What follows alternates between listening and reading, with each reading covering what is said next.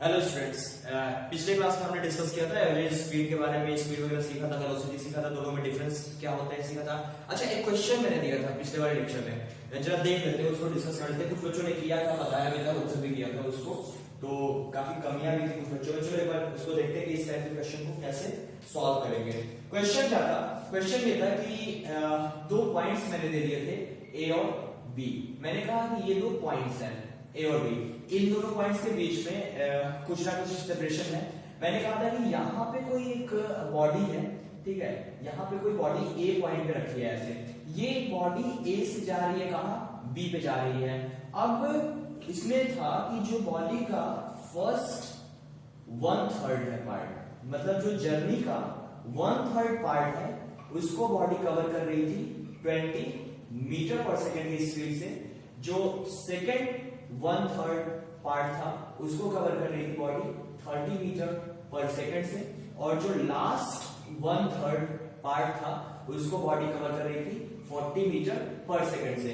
तो हमसे पूछा गया था बॉडी का एवरेज स्पीड क्या होगा, ये हमें निकालना था। देखो, कभी भी एवरेज स्पीड की बात की जाती है तो जो अभी तक हमने सीखा था जूनियर क्लास में, आप सीखोगे कि एवरेज निकालना होता है तो सम अपॉन नंबर कर देते हैं, मतलब जो भी क्वांटिटी होती है उसका सम लेते हैं, उसके भी जितने नंबर होते हैं उसको डिवाइड करते हैं, एवरेज मिल जाता है। यहाँ पे क्वेश्चन नहीं लगेगा, हमेशा एक रामबाण है एवरेज स्पीड के लिए, उसको याद रखना है कि जब भी बात एवरेज स्पीड की जाएगी तो करने का क्या होता है, टोटल डिस्टेंस आपको फाइंड करना होता है, फिर टोटल टाइम फाइंड करना होता है। टोटल डिस्टेंस को डिवाइड करते हैं हम टोटल टाइम से, तो हमें मिलता है एवरेज स्पीड। यहाँ पे भी हम वही चीज करेंगे, एवरेज स्पीड फाइंड करना है तो हमें क्या करना होगा, सबसे पहले निकालना होगा कि टोटल डिस्टेंस क्या है, हमें निकालना होगा टोटल डिस्टेंस क्या है।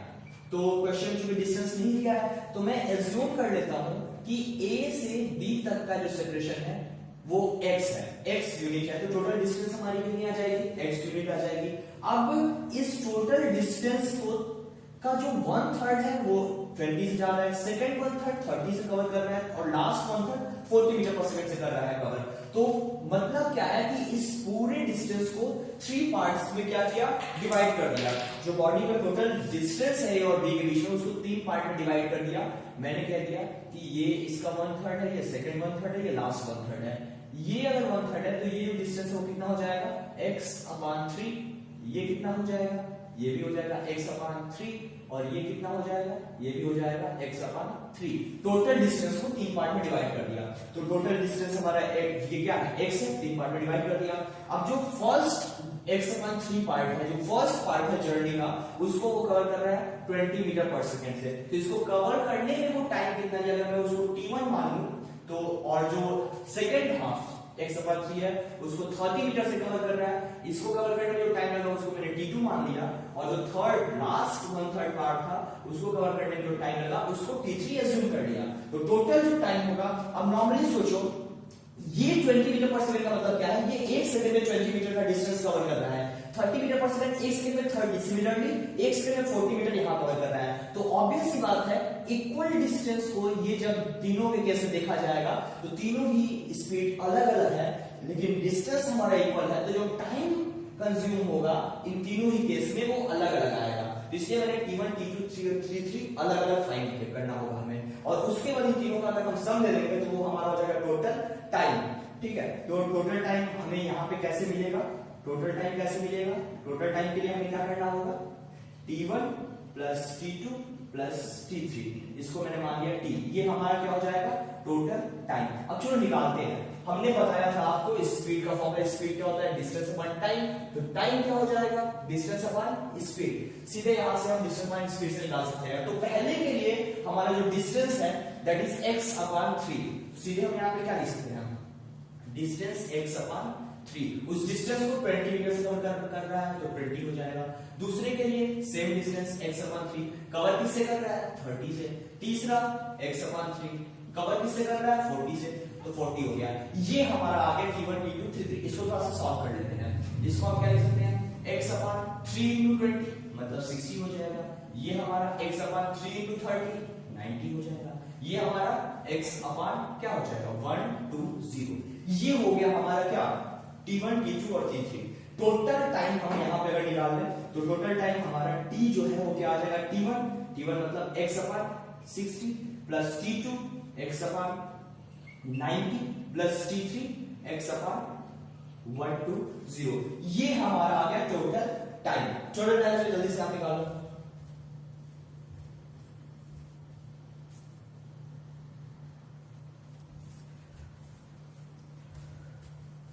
ओके, तो निकाल दिया होगा इसको तुम लोगों ने, जल्दी से देख लेते हैं क्या आ जाएगा।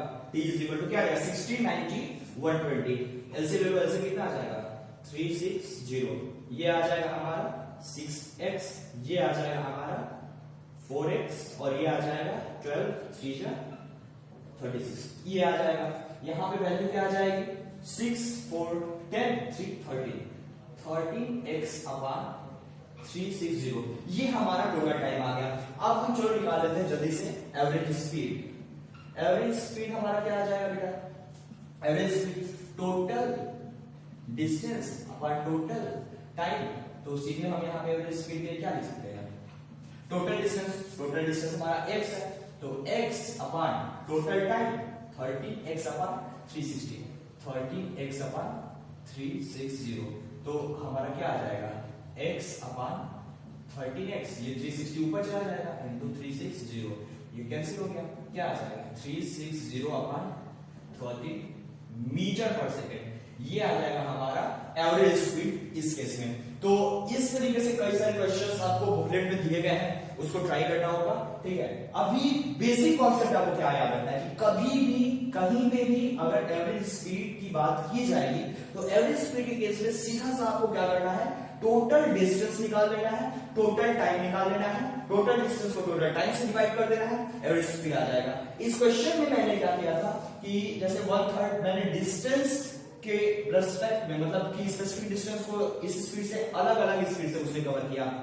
अभी क्या दे देगा, हो सकता है कुछ क्वेश्चंस में आपको दे दे कि कोई किसी स्पेसिफिक जर्नी के लिए जो टाइम ले रहा है कोई बॉडी, वो एक मान लो टी टाइम ले रहा है, उस टी टाइम में फर्स्ट हाफ में उसने इस फर्स्ट हाफ के लिए उसने इतना डिस्टेंस, फर्स्ट हाफ में इतना डिस्टेंस कवर किया, सेकंड लास्ट हाफ में इतना डिस्टेंस कवर किया। तो मतलब किसी भी तरीके से अगर ब्रेक कर रहा होगा क्वेश्चन में डिस्टेंस को, टाइम को या स्पीड को, किसी को भी अगर ब्रेक कर रहा होगा दो को, तो आपको निकालना क्या होगा, बस दो ही चीज, टोटल डिस्टेंस निकालो, टोटल टाइम निकालो, टोटल डिस्टेंस को टोटल टाइम से डिवाइड करो, तुरंत आपका क्या आ जाएगा, एवरेज स्पीड आ जाएगा।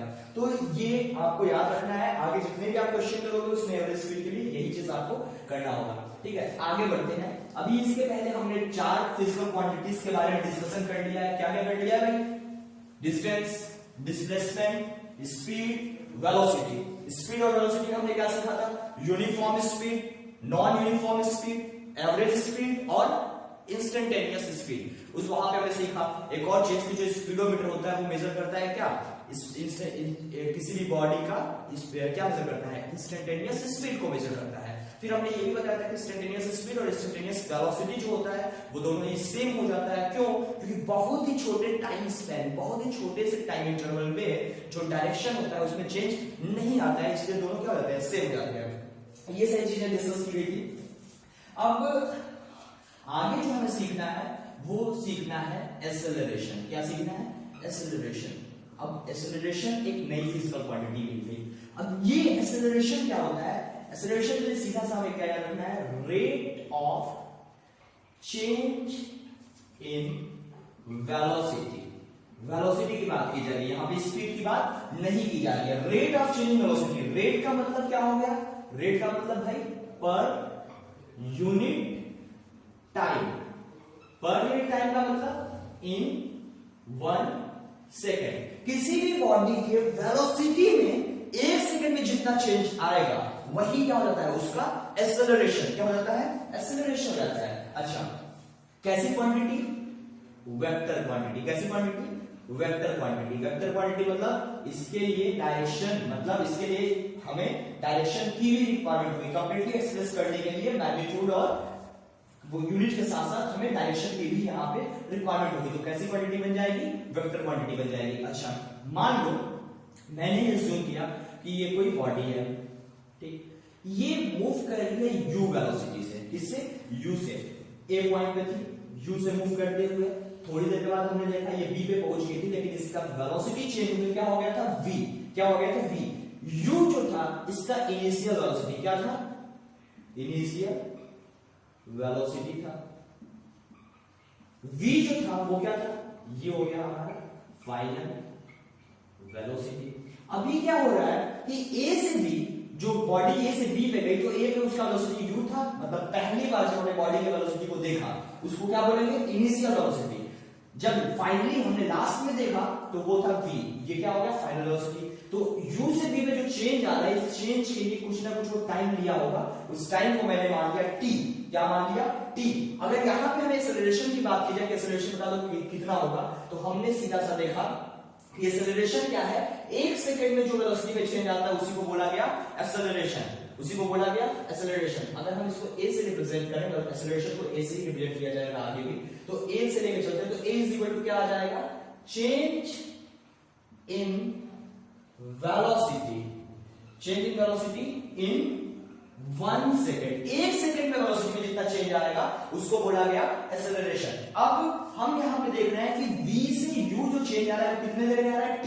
तो t टाइम में अगर चेंज आया v से u, तो यहां पे पहले तो हम चेंज इन वेलोसिटी निकाल रहे, डेल्टा v की अगर बात करें तो क्या आ जाएगा, चेंज पिछली क्लास में मैंने बताया था, चेंज कभी भी कहीं भी अगर निकालना होगा, देखो चेंज के लिए सीधा सा याद रखो, हमेशा फाइनल में से इनिशियल को हम माइनस करेंगे। कभी भी चेंज निकालना होगा तो फाइनल में से इनिशियल को माइनस करेंगे। तो फाइनल इसका v था, इनिशियल इसका u हो गया, तो इसलिए क्या लिखेंगे v माइनस u, और ये तो हो गया डेल्टा v। डेल्टा v कितना आ गया, v माइनस u। हम यहां पे अगर बात करें तो a is equal to change in velocity, इसको रिप्रेजेंट करते हैं डेल्टा v से 1 सेकंड। लेकिन यहां पे जो ये डेल्टा v आ रहा है, ये डेल्टा v कितने में आ रहा है, डेल्टा v इन t सेकंड्स। तो 1 सेकंड में क्या हो जाएगा, ये अगर हम देखें तो in t seconds delta v is equal to v minus u। तो 1 सेकंड में कितना आएगा, सोचो t सेकंड में v माइनस u, तो 1 सेकंड में ये t से डिवाइड कर दो, v minus u upon t। ये यही हमारा, ये जो आ गया यही हमारा क्या है, एक्सेलरेशन है। तो सीधा क्या लिख सकते हैं, डेल्टा v अपॉन t, या हम इसको लिख सकते हैं v minus u upon t। ये बन जाता है हमारा एक्सेलरेशन। क्या बन जाता है, एक्सेलरेशन। अब यहां पे देखो, तुम्हें याद रखना है v से हम इसको रिप्रेजेंट करेंगे हमेशा फाइनल वेलोसिटी को। आगे जो रिप्रेजेंटेशन होगा फाइनल वेलोसिटी का वो v से होगा, और u से किसको करेंगे, इनिशियल वेलोसिटी को, u से इनिशियल वेलोसिटी को। तो सीधा एक्सेलरेशन क्या बन गया, v minus u upon t। अच्छा, दूसरी बात कि अगर हम कहें कि इसकी एसआई यूनिट बता दो, एसआई यूनिट क्या होगा, तो सोचो एक एसआई यूनिट चाहिए, ऊपर क्या है डेल्टा v, नीचे क्या है t, डेल्टा t, ऊपर डेल्टा v, डेल्टा v के लिए एसआई यूनिट हम क्या लिखते हैं, मीटर पर सेकंड। नीचे है डेल्टा t, t के लिए क्या लिखेंगे, सेकंड। तो ये क्या हो जाएगा, मीटर, इस सेकंड को नीचे कर दो तो मीटर अपॉन सेकंड स्क्वायर, मतलब जो इसकी एसआई यूनिट बन के आएगी वो क्या हो जाएगी, मीटर पर सेकंड स्क्वायर। इसको हम ऐसे भी लिख सकते हैं। तो ये हमें याद रखना है इसकी एसआई यूनिट। ठीक, एक्सेलरेशन होता क्या है, acceleration is the rate of change in velocity, और we can say change in velocity per unit time, या और हम सिंपल तरीके से क्या कर सकते हैं, change in velocity in 1 second. वो क्या होता है, एक्सेलरेशन।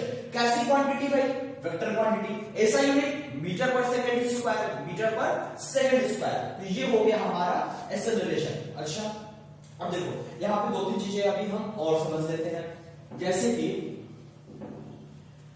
चेंज की बात हम कर रहे थे, जो डेल्टा v है ये हमारा पॉजिटिव भी हो सकता है, ये हमारा निगेटिव भी हो सकता है, और ये हमारा जीरो भी हो सकता है।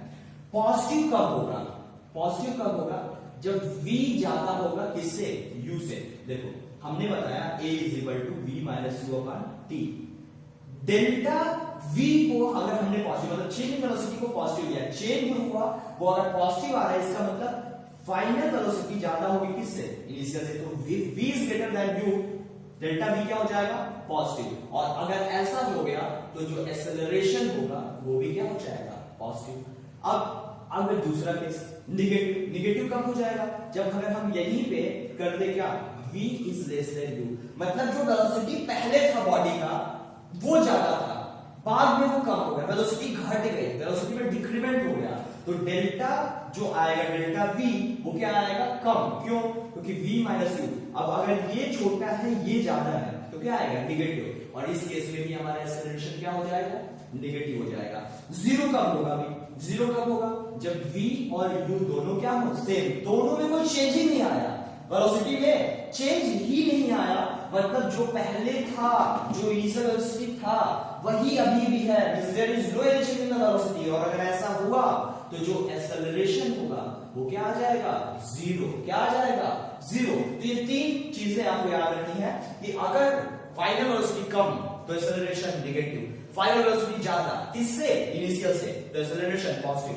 फाइनल वेलोसिटी अगर बराबर है इनिशियल के लिए, मतलब कि वेलोसिटी में चेंज ही नहीं हो रहा है, चेंज ही नहीं हो रहा है, मतलब बॉडी एक्सेलरेट नहीं कर रही है, बॉडी का एक्सेलरेशन जीरो है। तो ये चीज आपको याद रखना है। तो ये तो हो गया हमारा एक्सेलरेशन की बात है। अच्छा, यहां पे एक दो चीज और हम देख लेते हैं जल्दी से। अब दो टर्म हमें मिलते हैं, uniform acceleration and non uniform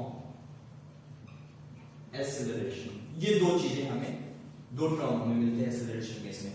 अब यूनिफॉर्म, पिछली क्लास में मैंने बता दिया था, यूनिफॉर्म का मतलब क्या होता है, कांस्टेंट। और नॉन यूनिफॉर्म मतलब वेरिएबल। वेरिएबल मतलब जो चेंज हो रहा है, कांस्टेंट मतलब जो चेंज नहीं हो रहा है। एक्सेलरेशन यूनिफॉर्म है, मतलब इसका क्या, एक्सेलरेशन इज यूनिफॉर्म, मतलब जो a है वो क्या है, कांस्टेंट है, और जो ये a है ये क्या है, इज नॉट कांस्टेंट, मतलब ये है वेरिएबल, ये चेंज हो रहा होगा। अच्छा जी, a अगर कांस्टेंट है तो इसका मतलब क्या, इसका सीधा सा मतलब है चेंज इन वेलोसिटी जो हो रहा है, change in velocity in equal time interval. क्या आएगा वो, इंटरवल क्या आएगा, सेम आएगा, इज सेम। ये याद रखना है, चेंज कांस्टेंट हो जाएगा एक वैल्यू, मतलब कि चेंज इन वेलोसिटी जो होगा वो इक्वल टाइम इंटरवल में क्या आएगा, सेम आएगा, इक्वल आएगा। लेकिन अगर एक्सेलरेशन कांस्टेंट नहीं है, मतलब इसका क्या, इसका मतलब है change in velocity is not equal in equal time. बात समझ आए, इक्वल टाइम इंटरवल में जो वेलोसिटी में चेंज आएगा अगर वो अनइक्वल आएगा तो उस केस में उसका एक्सेलरेशन कैसा, नॉन यूनिफॉर्म। यूनिफॉर्म कब होगा, जब इक्वल टाइम इंटरवल में वेलोसिटी में चेंज क्या आएगा, इक्वल, तो एक्सेलरेशन कैसा, यूनिफॉर्म। ये दो चीजें बहुत ही ध्यान से आपको याद रखनी है। देख, दूसरी बात कि यूनिफॉर्म वेलोसिटी होने का मतलब ये नहीं है कि एक्सेलरेशन उसका क्या, अच्छा सोचो जरा, वेलोसिटी अगर यूनिफॉर्म है, वेलोसिटी अगर यूनिफॉर्म है तो एक्सेलरेशन क्या होगा, velocity is uniform, velocity uniform मतलब velocity is constant, velocity constant मतलब वेलोसिटी में चेंज नहीं हो रहा है, मतलब कि एक्सेलरेशन नहीं होगा, a की value zero, there is no any change in case of no any change in velocity, then acceleration will be zero। तो यूनिफॉर्म क्वेश्चन पूछेगा कि अगर वेलोसिटी यूनिफॉर्म है तो एक्सेलरेशन जीरो, अगर एक्सेलरेशन यूनिफॉर्म है वेलोसिटी बदलेगी, वेलोसिटी में चेंज आएगा, लेकिन वो चेंज इक्वल टाइम इंटरवल में इक्वल होगा। ये मतलब है यूनिफॉर्म एक्सेलरेशन का। बात समझ में आ गई? अगर इक्वल टाइम इंटरवल में वेलोसिटी में चेंज इक्वल नहीं है तो एक्सेलरेशन भी हमारा चेंज हो रहा होगा। Constant acceleration, uniform acceleration, variable acceleration, non uniform acceleration, ये चीजें आपको याद रखनी है। ठीक है, अब थोड़ा सा हम आगे बढ़ते हैं, इसको जल्दी से आप नोट डाउन कर लो।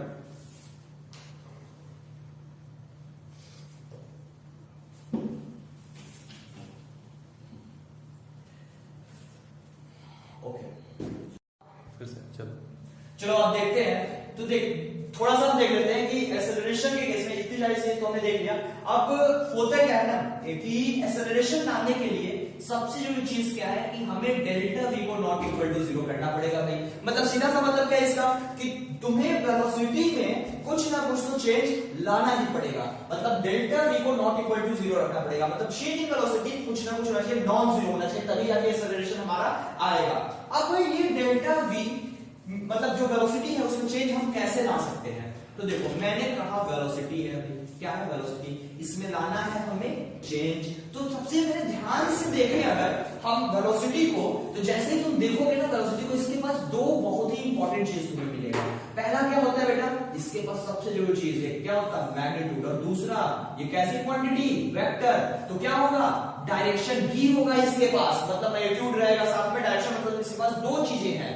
अब हम चाहते हैं कि वेलोसिटी चेंज हो। अगला चैप्टर जो हम पढ़ेंगे वो है हमारा force and laws of motion. वहां पे हम सीखेंगे उन कॉज के बारे में कि किस कॉज की वजह से वेलोसिटी में चेंज आता है। अभी हम समझते हैं कि वेलोसिटी चेंज कैसे कर सकते हैं, क्या क्या चेंज करके हम वेलोसिटी में चेंज ला सकते हैं, कि किस तरीके से वो चेंज करेंगे, अगले चैप्टर में आता है। तो देख वेलोसिटी में चेंज लाना है, हमारे पास मैग्नीट्यूड है और डायरेक्शन, दो चीजें हैं। अगर हम वेलोसिटी के मैग्नीट्यूड को किसी भी तरीके से बदल दें तो क्या वो वेलोसिटी चेंज होगी? बिल्कुल होगी। मतलब कि सीधा सा है, अगर वेलोसिटी में चेंज लाना है तो मैग्नीट्यूड को हमें क्या करना होगा, चेंज करना होगा। मतलब अगर हम सीधा सा कहें कि मैंने कहा कि ये एक पॉइंट है ए, मैंने दूसरा पॉइंट ले लिया बी, यहां पे कोई बॉडी है वो जा रही है ए से बी की तरफ, इसका मैग्नीट्यूड मैंने 20 मीटर पर second, direction A to B, A से बी की तरफ जा रही है 20 मीटर पर सेकंड से। हमने क्या किया कि उसके डायरेक्शन को ए टू बी ही रखा, लेकिन मैग्नीट्यूड को 30 मीटर पर सेकंड कर दिया, या हमने फिर से चेंज कर उसको 10 मीटर पर सेकंड कर दिया। मैग्नीट्यूड को बस चेंज कर रहे हैं, डायरेक्शन को चेंज नहीं कर रहे हैं। तो भाई ये 20 मीटर पर सेकंड था, ये 30 मीटर पर सेकंड है, दोनों का मैग्नीट्यूड अलग, तो वेलोसिटी में चेंज आया और उसकी वजह से यहां पे जो एक्सेलरेशन होगा वो कुछ ना कुछ आ जाएगा। मेरी बात समझ में आ रही होगी।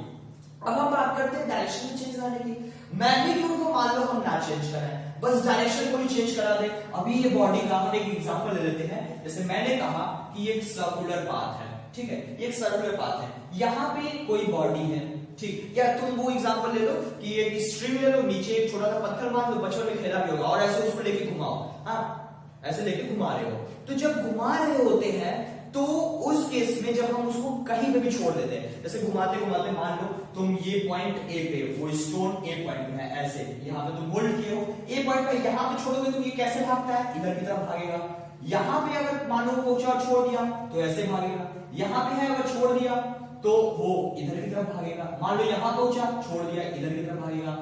ये मैंने कह दिया ये बी है, सी है, डी है, मतलब समझ आ रहा है। जैसे स्ट्रिंग है उसमें स्टोन बांधते हो, ऐसे घुमाते हुए जब उसको रिलीज करते हो, जब रिलीज करते हो तो कैसे आता है, वो सर्कुलर पाथ पे अब नहीं मूव करता है, वो टेंजेंशियली भाग जाता है। मतलब जब अगर उसको इस पॉइंट पे रिलीज करोगे तो किधर की तरफ भागेगा, इधर की तरफ। यहां रिलीज किया नीचे की तरफ, यहां छोड़ा इधर की तरफ। ये है उसके उस पॉइंट, मतलब ए पॉइंट पे वेलोसिटी का डायरेक्शन जो है वो ये है। बी पॉइंट पे डायरेक्शन नीचे की तरफ, सी पे इधर की तरफ, डी पे इधर, अलग अलग पॉइंट्स। अगर हम यहां पे पॉइंट लेते तो टेंजेंट इधर की तरफ होता है इसका डायरेक्शन।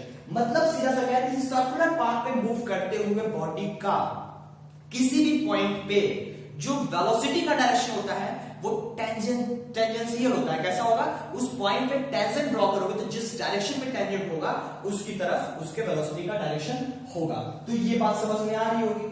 मतलब यहां पे क्या हो रहा है, क्या ये बॉडी एक्सेलरेट कर रही है या नहीं कर रही?